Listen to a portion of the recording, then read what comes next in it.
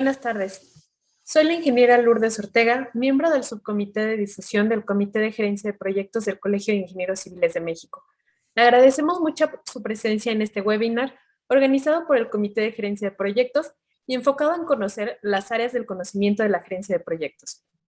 En esta ocasión, nos acompaña el ingeniero José Francisco Ponce y Córdoba, coordinador del Comité de Gerencia de Proyectos, y nuestro ponente, el ingeniero Luis Enrique Montañez, director general del Centro de Servicios de Energía y Sustentabilidad SC, ENESUS, quien nos hablará el día de hoy sobre el cuidado del medio ambiente y el entorno social. Muchas gracias a todos los ingenieros y a todas las personas que se están conectando a esta plática por acompañarnos. Cedo la palabra al coordinador del Comité de Gerencia de Proyectos del Colegio de Ingenieros Civiles de México, el ingeniero José Francisco Ponce y Córdoba. Muchas gracias, ingeniera Lourdes Ortega.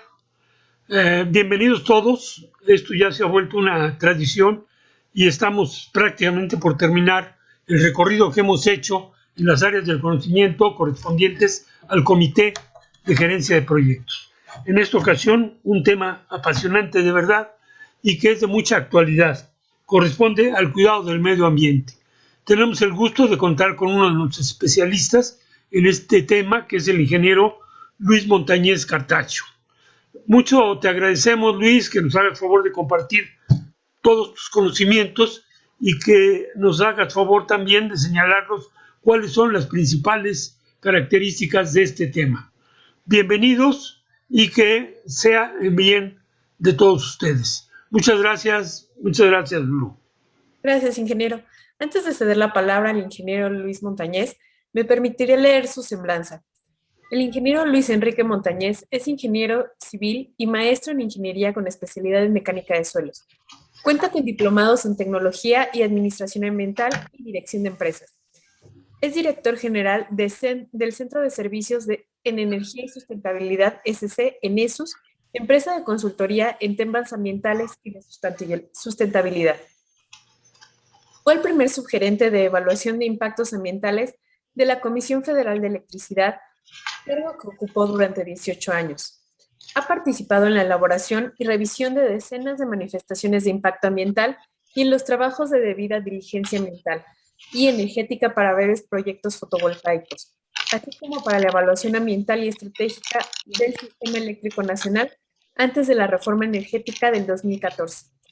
Ha publicado más de 50 artículos técnicos y hecho múltiples presentaciones y dictado conferencias en los ámbitos nacional e internacional sobre diversos temas, destacando qué hay detrás de una manifestación de impacto ambiental, efectividad de la evaluación de impactos, planificación de la infraestructura, evaluación ambiental y estratégica y sustentabilidad. Es expresidente de la International Association for Impact Assessment, presidente del Consejo Mexicano para la Evaluación de Impactos, COMIMPACT, coordinador del Comité de Medio Ambiente y Sustentabilidad del Colegio de Ingenieros Civiles de México, miembro de la International Society of Sustainability Professionals y miembro de la Sociedad Mexicana de Ingeniería Geotécnica. Adelante, ingeniero Luis Montañez, y muchas gracias por acompañarnos. Muchas gracias a ustedes por la invitación, gracias Lourdes por la presentación, Pepe, como siempre un gusto verte, gracias a todos los que están conectados. Entonces, para darle velocidad a esto, empecemos presentando lo que vamos a tratar.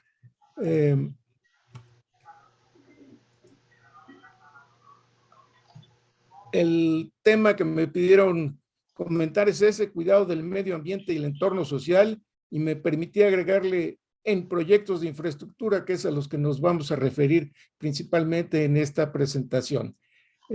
Aquí aparece mi nombre y la asociación esta a la que pertenezco, COMIMPACT, dado que mucho del trabajo que aquí se presenta fue hecho en combinación con colegas de esa misma asociación.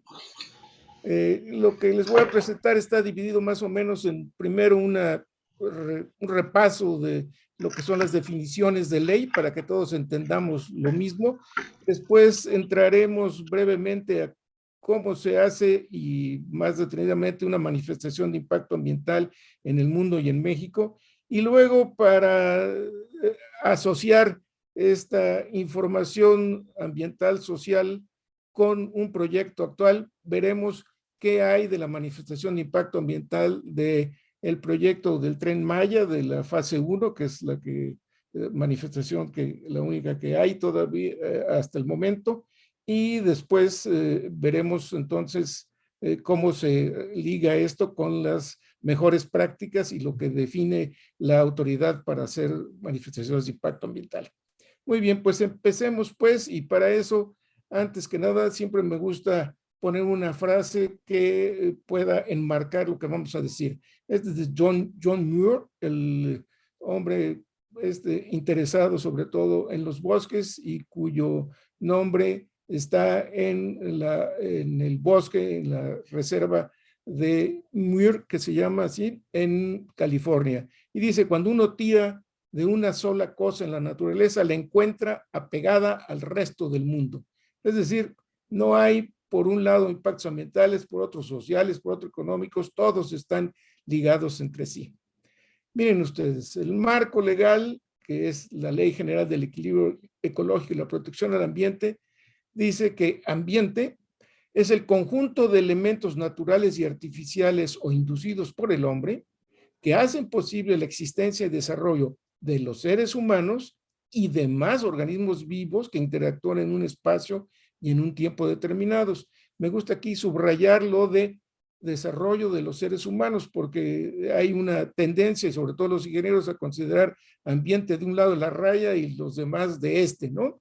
Y aquí no, está claro que ambiente involucra a la sociedad, a los seres humanos. Impacto ambiental es la modificación de ese ambiente ocasionado ya sea por la acción del hombre o de la naturaleza, y este efecto de la naturaleza, bueno, lo hemos visto cada vez con mayor fuerza con las cuestiones sísmicas, por ejemplo, las cuestiones de huracanes. Ahorita tenemos uno que ha bajado de intensidad, parece que bajó a tormenta tropical, pero que impactará allá en el estado de Sinaloa. Manifestación de impacto ambiental, dice la ley, que es un documento mediante el cual se da a conocer, con base en estudios, el impacto ambiental significativo y potencial que generaría una obra o actividad, así como la forma de evitarlo o atenuarlo en caso de que sea negativo tal impacto. El impacto social, aunque aquí el término está en singular, la definición que aparece en las guías para elaborar las disposiciones de la CNER para el valor de evaluaciones de impacto ambiental del sector energético está en plural y dice, son todos los posibles cambios y consecuencias, positivas o negativas, en la población, que resultan del desarrollo de proyectos y que pueden alterar la forma en que las comunidades y los individuos viven, trabajan, se relacionan entre sí y se organizan para satisfacer sus necesidades, incluyendo aquello que pueda afectar sus derechos, creencias y valores que rigen y organizan su cosmovisión, su entorno y sus contextos socioeconómicos y culturales. No hay una definición en la ley mexicana sobre qué es la evaluación de impactos, pero la Asociación Internacional para la Evaluación de Impactos sí dice lo que esto significa. Y es lo que ustedes ven, perdón, en pantalla. Estos documentos están disponibles en el sitio de la IAIA, la Asociación Internacional para la Evaluación de Impactos. Y como ven ustedes, pues el concepto de ambiente en la evaluación de impactos evolucionó desde un enfoque inicial que consideraba únicamente los componentes biofísicos hasta una definición más amplia que incluye además los elementos físico-químicos, biológicos, visuales, paisajísticos, culturales y socioeconómicos del ambiente en su conjunto, tal y como está definido en la ley mexicana. La definición de evaluación de impacto ambiental adoptada por la asociación es el proceso de identificar, predecir, evaluar y mitigar los efectos biofísicos, sociales y otros de relevancia causados por el desarrollo del proyecto antes de que se tomen las decisiones más importantes y se establezcan compromisos. Aquí me gusta subrayar esa palabra antes de que se tomen las decisiones clave, las más importantes, y haya compromisos para el resto de la vida útil del proyecto. Miren, este es un sitio que vale la pena explorar, el Atlas de Justicia Ambiental, que está disponible en Internet. Y lo que ven ustedes aquí, todos estos puntos, solo muestro los de Latinoamérica, implican conflictos socioambientales que están vigentes en este momento en la zona, aquí como digo, solo de América. Y si nos vamos a México, son estos los conflictos vigentes. Y hay de diferentes características. Nuclear, el punto amarillo, lo único que tenemos nosotros. Lo hay de extracción de minerales y materiales de construcción, que son los naranjas, principalmente hacia el norte y la costa del Pacífico. De gestión de residuos son los grises y así sucesivamente, ¿no? Gestión del agua, pues son los azules. De turismo y recreación, estos moraditos, pues están más en la zona de Yucatán, la península, aquí algo en el istmo y algo también en el centro. Y todo esto lo pueden ustedes ver, cada uno de estos problemas lo pueden ver detalladamente al pulsar cada uno de estos botones. Eso no lo vamos a hacer ahorita, sino que queda para ustedes entrar a este Atlas de Justicia Ambiental y verán que ambiental incluye la parte ambiental y social. ¿Cuál es el proceso de evaluación de impacto ambiental y las mejores prácticas y cómo se hace en México? Miren, el proceso consta de varios pasos. El primero es preguntarse si debe realizarse una evaluación de impacto ambiental. Y entonces, pues uno en México lo que ocupa es el reglamento de la Ley General del Equilibrio Ecológico y Protección del Ambiente en materia de evaluación del impacto ambiental y ver qué proyectos quedan sujetos a la evaluación de impacto ambiental. Son prácticamente todos los de infraestructura. Entonces, viendo eso, uno tiene que ver cuáles son el alcance y el enfoque que debe dársela al estudio de impacto. Esto quiere decir definir claramente cuál es el ámbito de impacto, tanto ambiental como social, del proyecto de que se trate. Y esto implica definir cuáles serían los indicadores más importantes, cuáles los componentes ambientales y sociales valorados, que así se llaman, los que realmente vale la pena analizar a fondo. Y esto se define por un equipo multidisciplinario, que es el que se necesita para hacer evaluaciones de impacto, pero también con la participación del público, de los presumiblemente afectados. Eso no se hace en México. Este paso nos lo saltamos en México, que es el de alcance o enfoque, que en inglés es screening. Después sigue el de análisis de alternativas. ¿Qué alternativas hay para llevar a cabo el proyecto, para cumplir con los objetivos del proyecto? Esto también es muy poco desarrollado en las evaluaciones de impacto ambiental en México. Si es un proyecto lineal, por ejemplo, una línea de transmisión o un camino, pues lo que se hace es prácticamente darle un pequeño giro en algún punto, pero de A a B, las dos o tres opciones que se presentan son prácticamente la misma. No hay otra que se presente que diga, bueno, pues en lugar del camino hacemos esto, o en lugar de la línea generamos de este lado. En fin, eso no se presenta.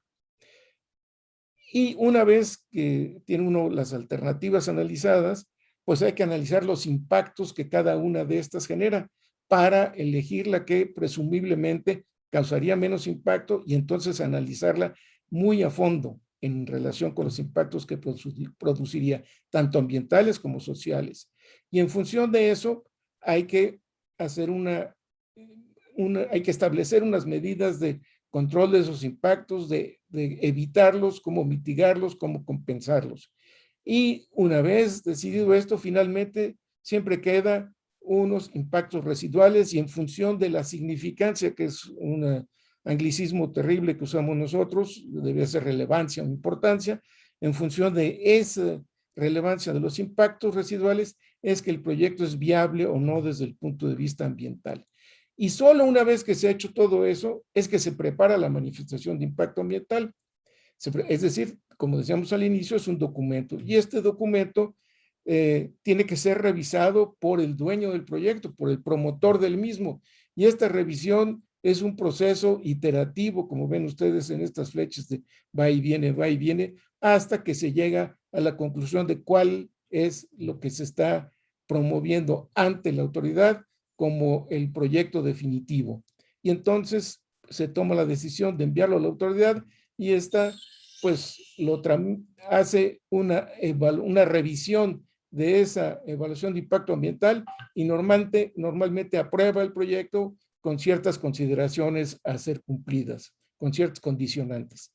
Y no termina ahí el proceso, sino que en general los proyectos de infraestructura tienen una vida útil larga. Por ejemplo, el del Tren Maya que vamos a ver adelante tiene 50 años de vida útil, pero muchos otros carreteros de generación de energía, de línea de transmisión, por ejemplo, pues son de también 30 o 50 años y hasta más. Y entonces hay que darle seguimiento y monitoreo de los impactos que fueron previstos originalmente para preguntarse si son realmente los previstos, si son de la magnitud prevista, y en caso de no serlo así, si hay alguna diferencia, bueno, pues entonces hay que volver a analizar los impactos y modificar el programa de gestión ambiental y evaluar la significancia o relevancia, importancia de tales impactos. Y en caso de que no haya ninguna novedad, bueno, pues se acaba el proceso.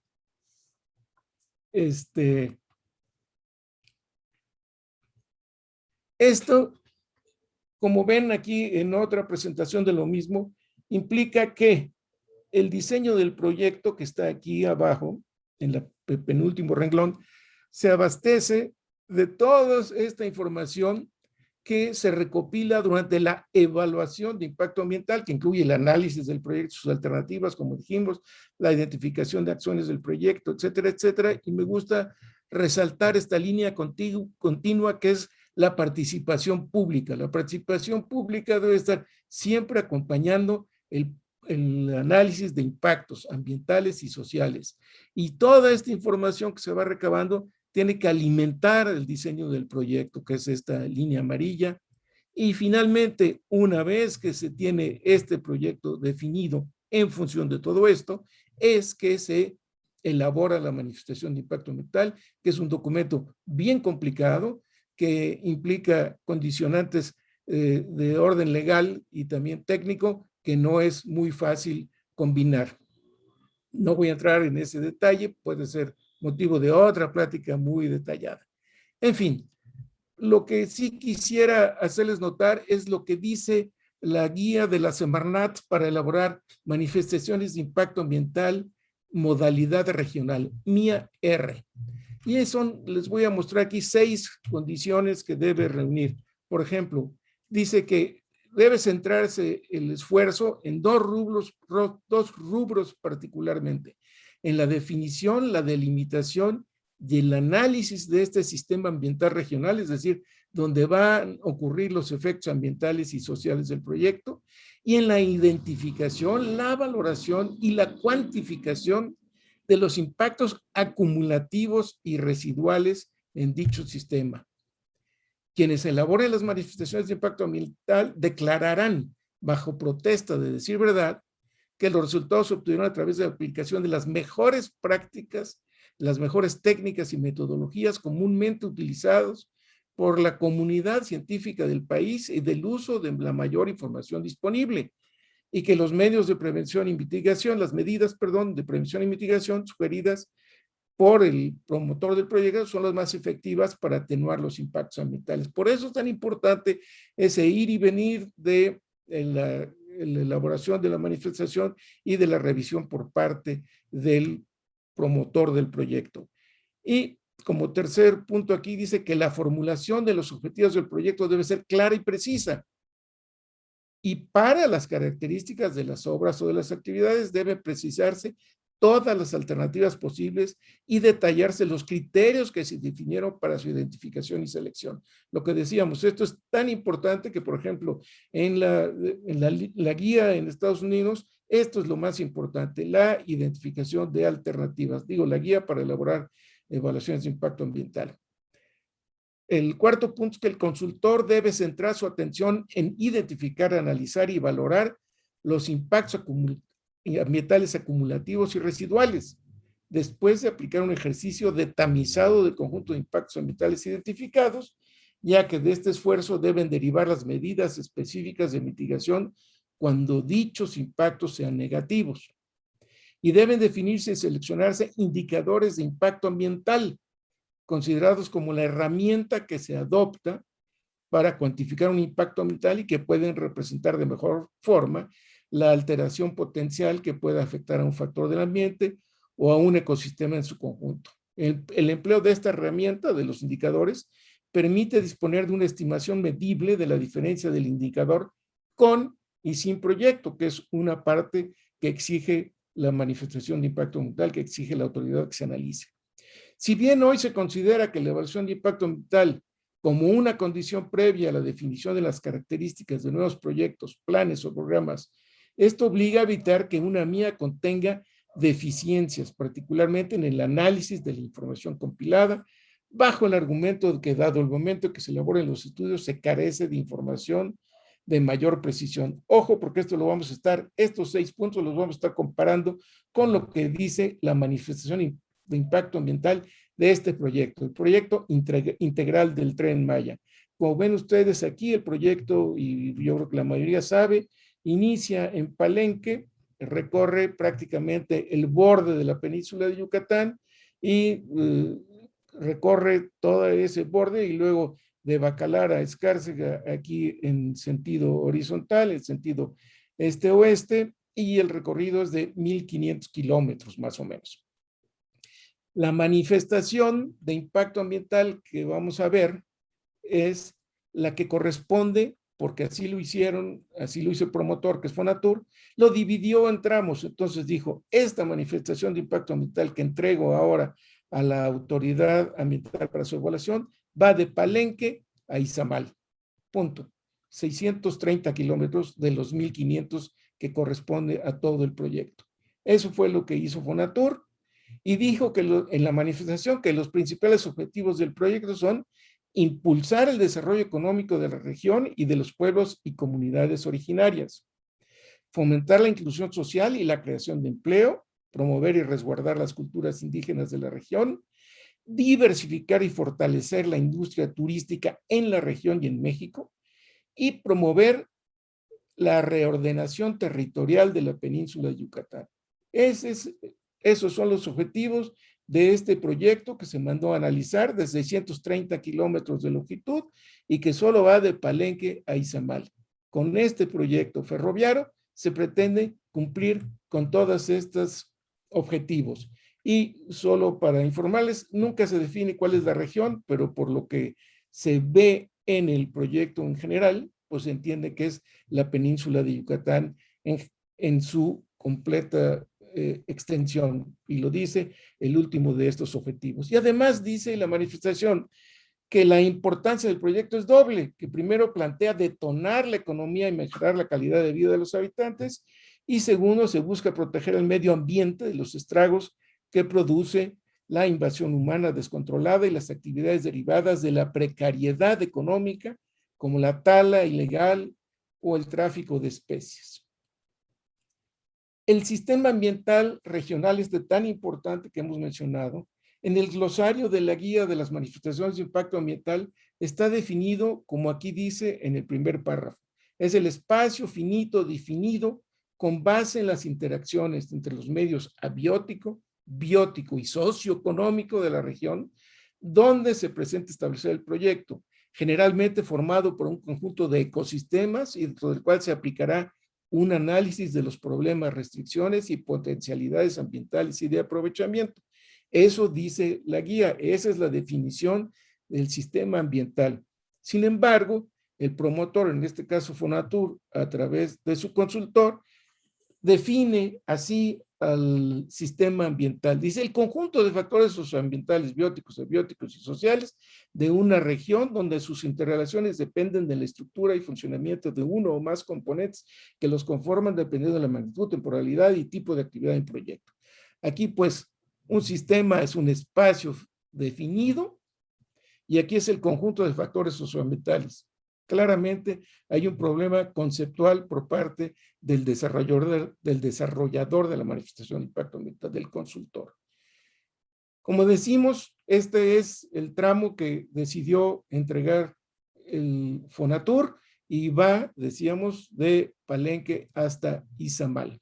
Y lo que definió el consultor como el sistema ambiental regional es lo que aparece aquí en amarillo y que está pues prácticamente bordeando el trazo del ferrocarril. Este ferrocarril, ese trazo es existente, digamos, el ferrocarril del Istmo que va justo de Palenque a Izamal y sobre ese trazo es que se va a desarrollar el Tren Maya en este tramo. Dice el proyecto en la descripción del mismo que se habla de la demanda adicional generada por los polos de desarrollo que se implementarán en algunas estaciones. Originalmente se identificaron 30 estaciones con diferentes tipos, 12 estaciones de paso y 18 con polos de desarrollo. Y tales polos tendrán además de las estaciones ferroviarias una extensión de tierra que será utilizada como inversión ancla para detonar la actividad económica, bla. La consideración de dichos polos modifica sustancialmente la superficie del sistema ambiental regional. Si yo aquí le pongo polos de desarrollo, por ejemplo, alrededor de Campeche, pues puede ser un sistema ambiental totalmente distinto del que tenemos aquí, o uno en Mérida, o uno cerca de Escárcega, en fin, donde quieran. No se analizan los impactos que ocasionarán dichos polos en la mía, efectos que seguramente serán mucho más relevantes que los estimados en la mía regional y se sumarán a estos, produciendo impactos acumulativos y sinérgicos, tanto negativos como positivos. Y como vimos antes, pues es muy importante distinguir esos impactos acumulativos y sinérgicos. En la delimitación del SAR, sobre lo mismo, está incorrecta, como decíamos, la identificación del área de influencia, pues no son consideradas en esa área de influencia ni los centros turísticos, las comunidades, perdón, ni los centros turísticos que en teoría se verían beneficiados por el Tren Maya. En el resumen ejecutivo, la manifestación de impacto ambiental incluye un resumen ejecutivo. El de esta manifestación se listan y jerarquizan los impactos que ocurrirán en las etapas de preparación del sitio, construcción, operación y mantenimiento, pero hace falta indicar el significado de los diversos niveles jerárquicos de impacto que ahí se definen. Y no es aceptable enviar el capítulo 5 de la manifestación para mayor detalle. Aquí tienen ustedes una guía de cómo debe hacerse un resumen técnico. Es una guía muy simple de 2 hojas, como hace la Asociación Internacional para la Evaluación de Impactos sobre Fast Tips. Y aquí dice, por ejemplo, dice, el resumen no técnico es la ventana al mundo exterior. Una de sus funciones principales es facilitar la interacción pública. Entonces, pues es clave que el resumen ejecutivo sea autosuficiente, no tenga que irse a otra parte. En la descripción de las características de la obra se dice que la manifestación se limita a la primera fase del proyecto Tren Maya y serán las siguientes fases las que en su momento, basadas en la información que generen, alimenten y permitan afinar los programas y acciones que inicialmente se impongan en esta primera fase. Y como vimos en esas recomendaciones de la guía para elaborar manifestaciones, pues eso es inadmisible. No se vale hablar de lo que se va a conseguir de información para decir qué es lo que se va a hacer después o sobre este mismo proyecto. Y miren, por ejemplo, con respecto a derecho de vía, que siempre sale a colación entre los ingenieros. Aquí está el plano de corte de la sección del tipo de vía ferroviaria que está en la figura 2.3 de la manifestación de impacto ambiental. Y ven ustedes aquí el eje del trazo de la vía existente, de la que decíamos, del ferrocarril del Istmo. Y vean ustedes el eje del trazado del Tren Maya. está aquí. Aquí dice valor aproximado 20 metros. Y aquí también valor aproximado 20 metros. Es decir, este es el centro del derecho de vía. Pero el Tren Maya correrá aparentemente no al centro del derecho de vía, sino cargado a un lado, teniendo como 7,5 metros a la frontera más cercana y del otro lado, pues los restantes. De manera que los efectos, por ejemplo, de vibraciones y de ruido en un lado, pues serán mucho mayores que en el otro, ¿no? Es cosa muy extraña que no tiene, no se argumenta ninguna autorización por parte del SCT para tener esta condición, por ejemplo. Dice aquí que la guía establece que deberá considerar si el proyecto incide sobre el territorio en que habitan comunidades indígenas.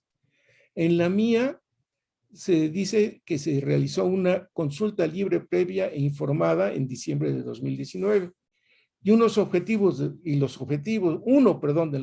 de dicha consulta era establecer acuerdos con los pueblos y comunidades indígenas que se encuentran en el área de influencia del proyecto respecto de su participación en la implementación de dicho proyecto, así como en la distribución justa y equitativa de los beneficios. O sea, no se les preguntó acerca de si el proyecto era viable, si era admisible por parte de ellos, sino, a ver, ¿cómo van ustedes a participar? Porque este proyecto va porque va. Ah, caray, pues esa no es una consulta libre, previa, informada. Eso no está dentro de las mejores prácticas. Como decíamos, en ningún documento oficial consultado está definida el área de influencia del proyecto, pero conforme a lo definido por él mismo, pues debía ser toda la península. Con respecto a esta consulta, la Oficina en México del Alto Comisionado de las Naciones Unidas para los Derechos Humanos señaló que el proceso de consulta indígena sobre el Tren Maya no cumplió con todos los estándares internacionales de derechos humanos en la materia. Y esto lo dijo al día siguiente prácticamente de que salió la información por parte del gobierno de los resultados de la tal consulta. Y observó la ONU que la convocatoria, el protocolo de la información presentada solo hacía referencia a los posibles beneficios del proyecto y no a los impactos negativos que pudiera ocasionar, de tal manera que no se les dio información completa a quienes fueron consultados. ¿Y cómo se hacen estas consultas? Bueno, pues aquí hay dos y una más que les voy a mostrar, guías para consultas públicas, dos del BID, esta de la izquierda recientemente publicada, la de la derecha ya lleva un par de años, pero ahí pueden consultar ustedes. Y con respecto a la evaluación de impacto social, hay este magnífico documento, lineamientos para la evaluación y gestión de impactos sociales de proyectos de la Asociación Internacional para la Evaluación de Impactos. Este documento también está descargable, está en español, originalmente está escrito en inglés y está en la página de la Asociación Internacional para la Evaluación de Impactos. Lo que es muy importante aquí es esto, la gestión de impactos sociales. La verdad es que los impactos sociales no son parecidos a los impactos ambientales en el sentido de que se hace una evaluación de impacto social para obtener un permiso, como es el caso de la evaluación de impacto ambiental, sino que es para gestionar esos impactos. ¿Y cuándo deben iniciarse la gestión de los impactos sociales? Cuando empieza el rumor del proyecto. Esa es la clave. Cuanto antes es lo mejor. Se habla en la mía de los impactos geohidroambientales y dice que con relación al problema de karsticidad se afirma que entre los encadenamientos tal y tal se realizan estudios geofísicos más detallados que permitirán indagar más sobre un posible peligro de hundimiento sobre el trazo del proyecto. Pero también en el tramo comprendido se realizan estudios geofísicos para localizar posibles zonas de colapso que tengan influencia por el proyecto. Pues esto no se puede presentar en una manifestación que dice esto es lo que voy a hacer, si no hay seguridad de que el proyecto pueda cruzar por esas zonas con seguridad. Cuando se habla de vinculación con los instrumentos de planeación y ordenamientos jurídicos aplicables, lo que importa es vincular ciertamente lo que se va a hacer con el proyecto, con lo que dicen los ordenamientos jurídicos aplicables. Por ejemplo, la Fonatur dice que respetará en todo momento los derechos humanos reconocidos en la Constitución, así como los derechos contenidos en tratados internacionales firmados por el gobierno mexicano. También, en otra parte, dice que consciente de la situación mundial, cumplirá con la legislación en materia de cambio climático en todas las etapas de desarrollo del proyecto y en apego a la presente convención, procurará la reducción y mitigación de las concentraciones de gases de efecto invernadero. Pero el criterio que aplica la de gira sobre este tema dice que todos los contenidos de este capítulo son de importancia medular para la autoridad puede evaluar el proyecto. La carencia de análisis y vinculación de un instrumento aplicable puede ser causa suficiente para que la autoridad declare la no autorización del proyecto. Y al final dice que se destaca que la palabra vincular significa relacionar una cosa con otra. O sea, no se vale decir, bueno, vamos a respetar todos los derechos humanos reconocidos en la Constitución. ¿Cuáles derechos y cómo los van a respetar? No se vale, cumpliremos con la legislación en materia de cambio climático. ¿En qué sentido? ¿Cómo? ¿Cuándo? ¿A qué horas? Y durante toda la vida útil del proyecto no hay nada al respecto. La valoración de los impactos lo hicieron con este procedimiento con esa Fernández Vítora, que es uno de los más rudimentarios existentes en el planeta. O sea, rebasado hace 50 años. Pero además, el consultor comete un error fundamental conceptual en la aplicación de ese procedimiento al valorar algunas medidas de mitigación, supuestamente de mitigación, como impactos benéficos del proyecto. Por ejemplo, construcción de obras de drenaje, bebederos y pasos de fauna, construcción de puentes vehiculares, ferroviarios, ganaderos y peatonales, disminución de la generación de olores por efecto del buen manejo, instalación de una planta de tratamiento de aguas residuales en cada estación o uso de la más cercana. Bueno, pues si no hubiera proyecto, no se necesitaría nada de esto. Entonces, no son impactos positivos. Estos no son para nada impactos positivos. Son obras necesarias para mitigar los impactos negativos, pero eso no le da un poder positivo al impacto. En cuanto a la significancia, la relevancia de los impactos, como decíamos, dice la manifestación que no se producirá ningún impacto positivo relevante. O sea, esa es la conclusión de todo su análisis. No habrá ningún impacto positivo relevante. Por lo tanto, pues no se detonará la economía al nivel deseado, ni se protegerá el medio ambiente al grado previsto, como dice la manifestación al inicio. Solamente la reducción de la pobreza, así entre comillas como está escrito, con la generación de empleos en la operación y mantenimiento de la infraestructura ferroviaria y el incremento en la actividad turística tendrán un impacto benéfico moderado. Eso es lo que dice esta manifestación. Y en cuanto a los pronósticos ambientales regionales y evaluación de alternativas, pues la guía dice que en esta sección debe hacerse un análisis para evaluar los posibles escenarios futuros de la región con el proyecto. Y esto implica hacer análisis con proyecto, sin proyecto, con proyecto pelón y luego con proyecto aplicando las medidas de mitigación consideradas. Y el consultor lleva acá una larguísima descripción del escenario actual cuando debe hablar de cómo será el escenario sin proyecto.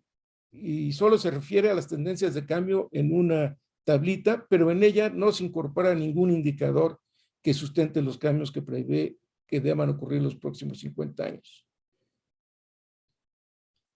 Finalmente, me gustaría decir lo siguiente. Se le pide de más a la manifestación de impacto ambiental, que es una herramienta de planificación para la sustentabilidad.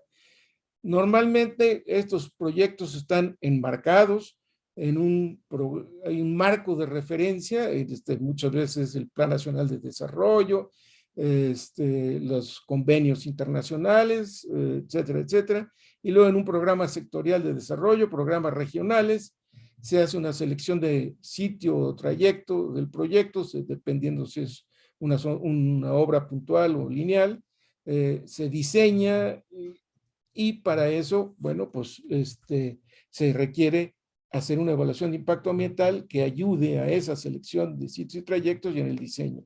Y una vez que se tiene este diseño, como decíamos antes, pues se hace la manifestación de impacto ambiental y se pasa a la etapa de construcción, operación y después al abandono, desmantelamiento o terminación. Y hay otra herramienta que no es de obligación legal en México, que es la evaluación ambiental estratégica, que opera sobre los programas sectoriales y los programas regionales y también abarca muchas veces la selección de sitios y trayectos. Y ambos deben cumplir con efectos de monitoreo, de vigilancia, de seguimiento, tanto evaluación de impacto ambiental como evaluación ambiental estratégica. Y este trabajo, pues, debe resultar en conocimiento para mejorar el proceso de evaluación ambiental, así como el de evaluación ambiental estratégica. Pues eso es lo que tenía que decirles. Muchas gracias por su atención. Espero haber cumplido con el tiempo. Creo que sí. Muchas gracias. Claro que sí. Muchísimas gracias, ingeniero Montañez, por presentarnos una exposición tan completa y tan interesante sobre este tema. Con esto abriríamos las preguntas y respuestas y aprovechando un poco en lo que llegan algunas de ellas y abusando un poco del hecho de que estoy de moderadora, a mí me quedó la duda de cuando presentaban el esquema inicial, nos mencionaba que había las primeras dos fases prácticamente no se desarrollaban en México. Eh, ¿A qué considera que se debe esto? Mire, yo creo, primero, la primera fase que es, no se desarrolla porque hay unas guías específicas para diferentes infraestructuras, por ejemplo, para infraestructura eléctrica, para infraestructura hidráulica, para infraestructura de transporte y demás. Esas guías de la Semarnat están en la página de la Semarnat. Entonces, esas guías teóricamente cumplen con con la parte de definir cuáles son los factores del ambiente que deben ser evaluados para esos tipos de proyectos. Entonces ahí se salta. Pero la otra, que es la de screening, la de scoping, que es el enfoque o alcance, pues es muy importante realizarla con la participación de los presumiblemente afectados, porque hay que definir esos componentes del ambiente valorados y esa valoración se la da no solo el grupo multidisciplinario que debe estar haciendo la evaluación de impacto, sino también con participación de los presumiblemente afectados. Y eso no se da, y en México no se da porque ya sabemos que no hay que hacer ruido, no les preguntes, espérate tantito, ya sabemos cómo es la cosa, muy mal hecha, muy mal, porque en prácticamente todo el mundo esa etapa se realiza. Muchas gracias, ingeniero. Nos pregunta María Antonieta Gómez, ¿qué tan avanzada debe estar la ingeniería del proyecto para que sea más efectiva la evaluación de impacto ambiental y la de evaluación de impacto social y vaya acompañando alternativas? Sí, gracias por la pregunta, Toñita. La verdad es que no es que deba estar avanzada la ingeniería del proyecto para la evaluación de impacto ambiental, sino que deben empezar prácticamente en conjunto cuando se tenga una idea de qué es lo que se va a realizar, cuando sea una parte conceptual del proyecto, debe ponerse también en juego la participación de los expertos ambientales y sociales para que en conjunto se vaya desarrollando el proyecto. Y, como decíamos, sirva de insumo esta evaluación de impactos al proyecto y quede mejor diseñado, no que esté diseñado con anticipación como actualmente lo hacemos, ¿no? Hoy en día los proyectos prácticamente se diseñan a la antigüita, digamos, desde el punto de vista de ingeniería, financiero y tal vez social o político, y después se busca quién haga la manifestación de impacto ambiental, quien pueda resolver el asunto lo más pronto posible y al menor costo posible.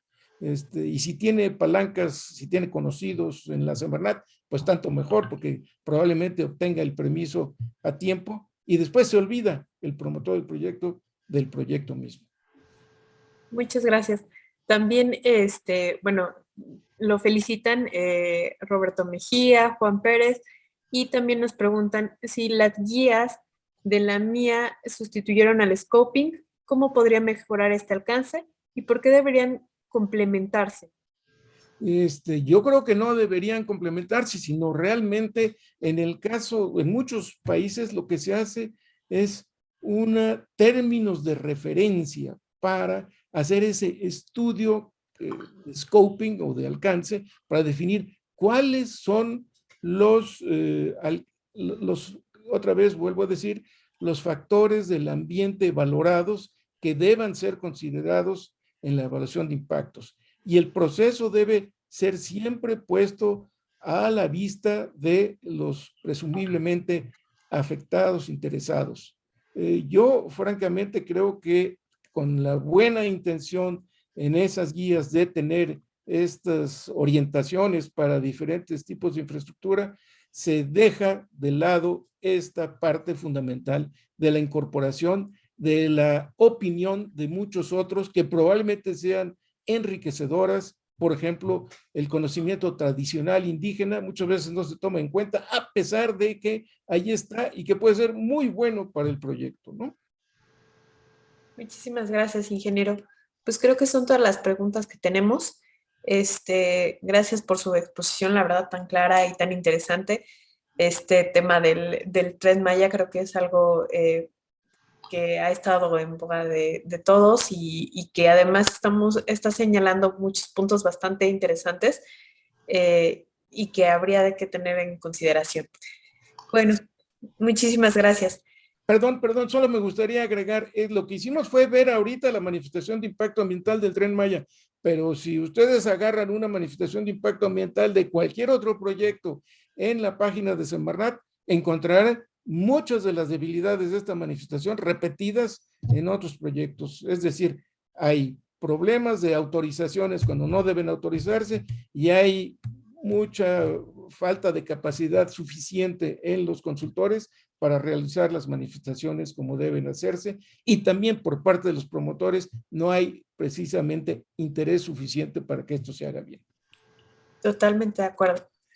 Muchísimas gracias y pues esperemos que mejoren este tipo de situaciones, que ya trabajemos en la capacitación para poder generar este tipo de documentación de manera más adecuada. Bueno, muchísimas gracias, ingeniero. Y cedo la palabra al coordinador del Comité de Gerencia de Proyectos, el ingeniero José Francisco Ponce Córdoba, para el cierre. Gracias, Lulú. Luis, te agradecemos mucho tu exposición, muy completa, muy interesante, y lo único que yo diría es que es una tristeza que siendo una obra icónica del gobierno se tengan tantas carencias. Yo diría aquí que es casi un ejemplo de lo que no debe hacerse, porque tal como nos has puesto, que fue muy claro y que te agradecemos mucho, oye, pues realmente no se hizo nada. Se pasaron por encima de todo. Yo no sé cómo se permiten esta serie de, pues, atropellos, diríamos, y sobre todo viniendo de las autoridades. Entonces, realmente, qué triste es esto. Qué bueno que nos has hecho favor de, pues, hacernos una relatoría muy completa, paso a paso, para que la gente sepa. Pero, pues, es algo que es un secreto a voces. Lástima.